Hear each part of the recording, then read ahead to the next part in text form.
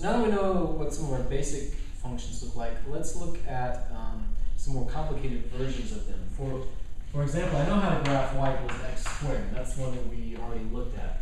Or f of x equals x squared. These are the two ways to write this. They mean the same thing for us. However, how would I write something, or how would I sketch the graph of maybe x squared plus 7? Is there an easy way to do that? Or what about the graph of x plus 3, all of that squared? Is there an easy way to figure out what that looks like based on knowing what x squared looks like? And the answer is yes. We can figure out what this guy looks like based solely on knowing what the shape of this graph looks like. And the way we do this is through what we call transformations, or shifting sometimes. So let's look at how this would work.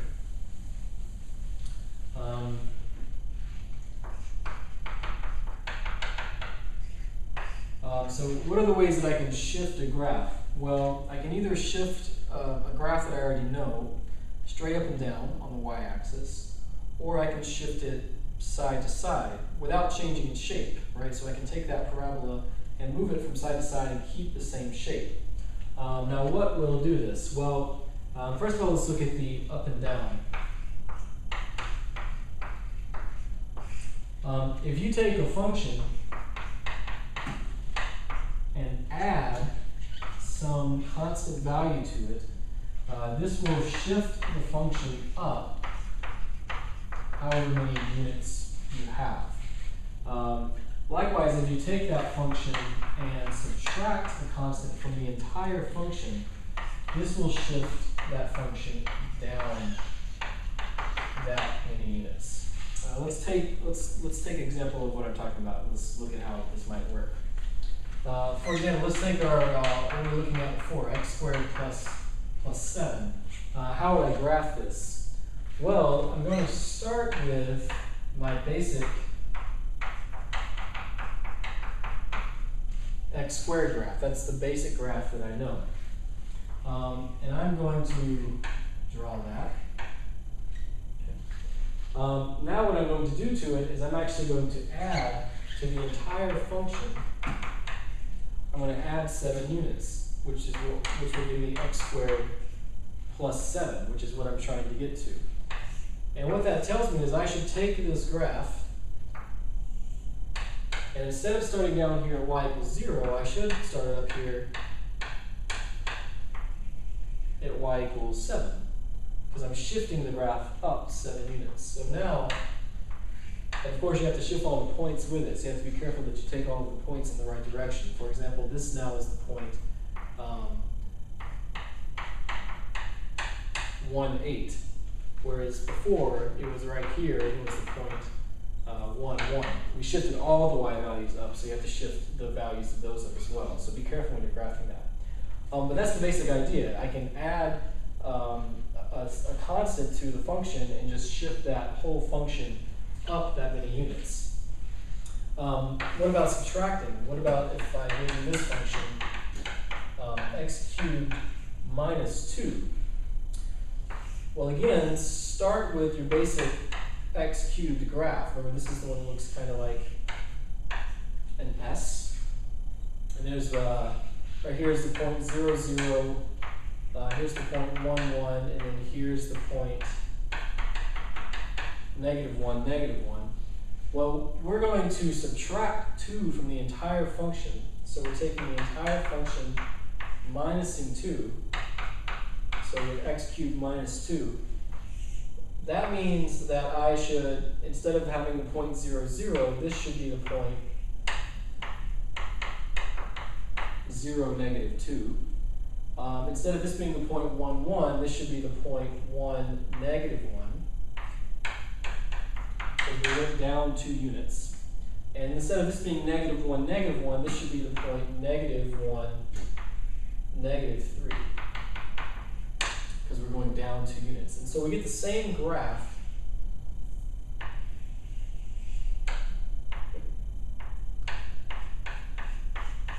The same graph, but just shifted down 2 units. So that still has the same shape to it. We haven't changed how skinny or wide it's getting. So this is what I could do, and I could do this with any graph that I know what it looks like. Just subtract a number from it or add a number to it. It's going to move it up or down. Now, moving left to right is a little more complicated.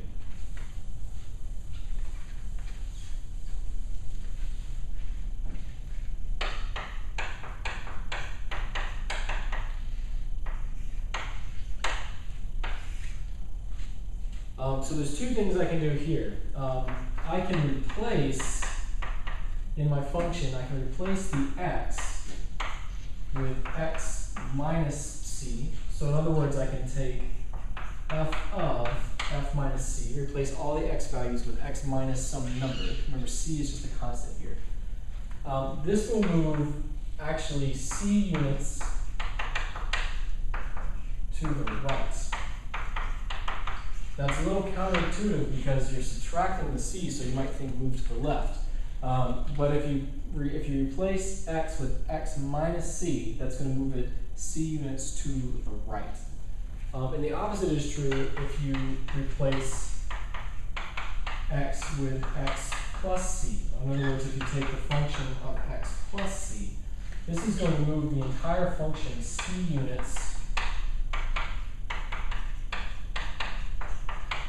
to the left. So again, counterintuitive. So you have to make sure you keep this straight compared with the adding c to the entire function. In this case, we're replacing all the x values with another expression. So x plus c or x minus c. Let's see how something like this would work.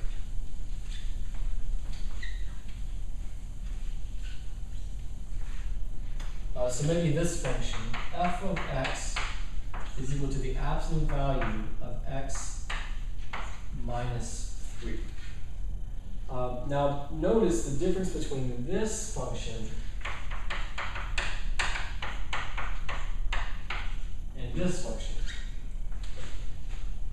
In this particular function over here, we took the absolute value of x and subtracted 3 from the entire function.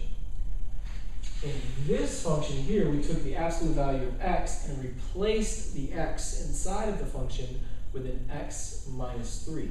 So that's the big difference between these two, and that's what students make a lot of mistakes, is they kind of forget the difference, the distinction between these two types of problems.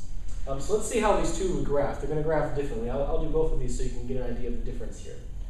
Again, I'm just going to start with, this is a good idea, just always start by sketching the original single function. You know, this is an absolute value function, so we're going to start with the absolute value of x.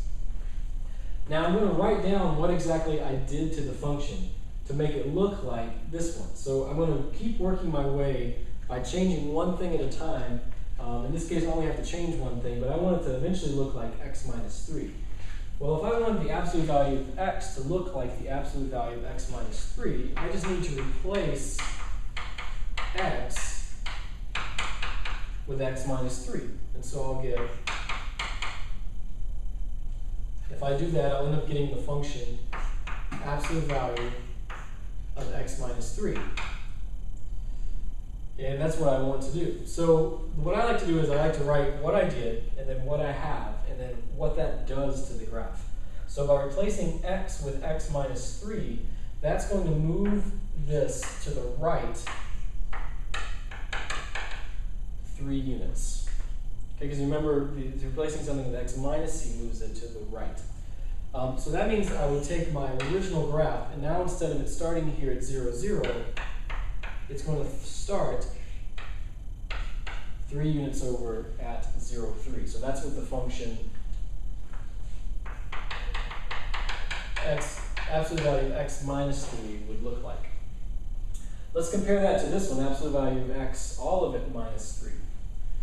Well, again, I start with my basic function, the absolute value of x,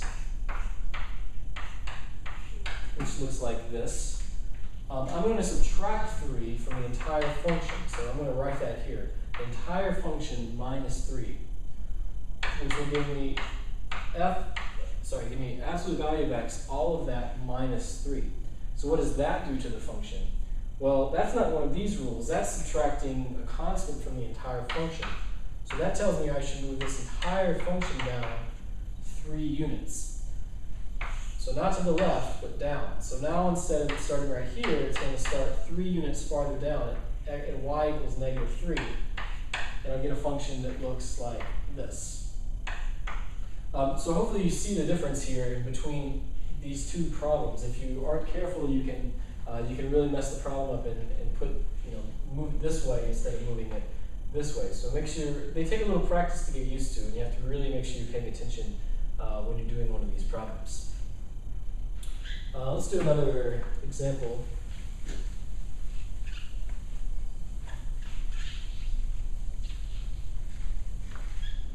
What if I did something like this?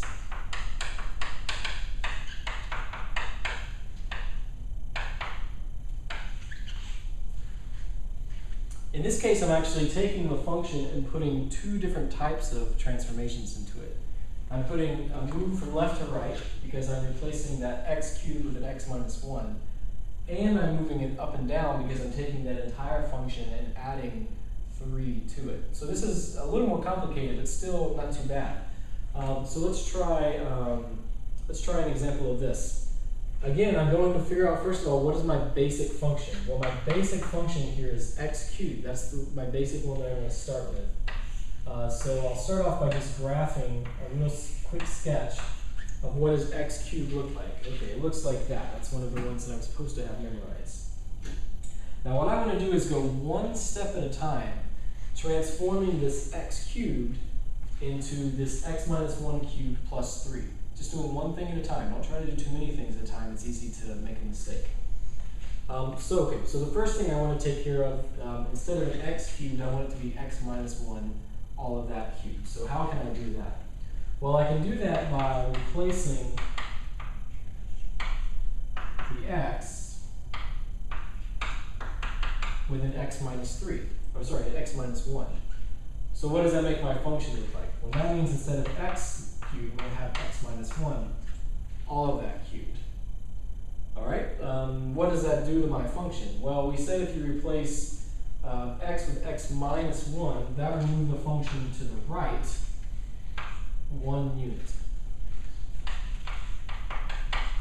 Okay, because anytime you replace the x value, that moves left and right.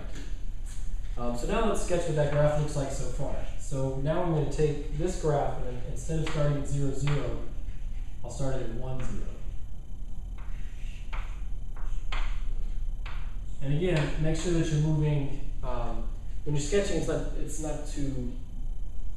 it's easy to just kind of sketch it up here. But for our final graph, make sure that a lot of the points actually line up and that you're getting a nice, neat-looking graph. In other words, make sure you're carrying all these points with you.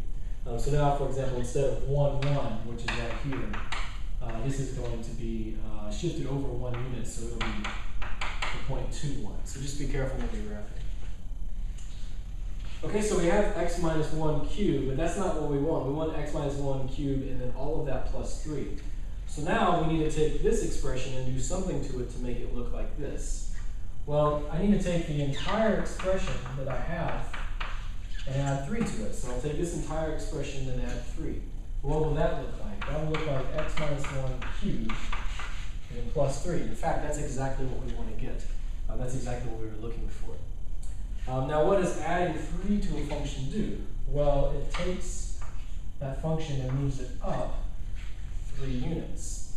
So now I'll go from this function and take this one and move it up 3 units.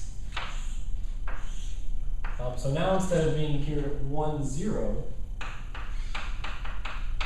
that point is going to go to 1, 3. Now instead of this being a 2, 1, it's going to go to 2, 4, because we're going up 3 units. This point was originally at -1, -1. Here it got moved to 0, -1, because it got shifted to the right 1 unit. And then if we shift that up 3 units, it will go to 0, +2, so it will go right here. So we actually end up getting a shape that looks like that. And this is the function, this is the graph of this particular function. Again, I had to do 2 transformations to it But just go one step at a time, and it's not too difficult. Just make sure you're following the rules the whole time as you go. And these, the more practice you do, they become pretty second nature. But at first, when you try to do them, they might be a little difficult, especially if you have one that has a lot of steps involved.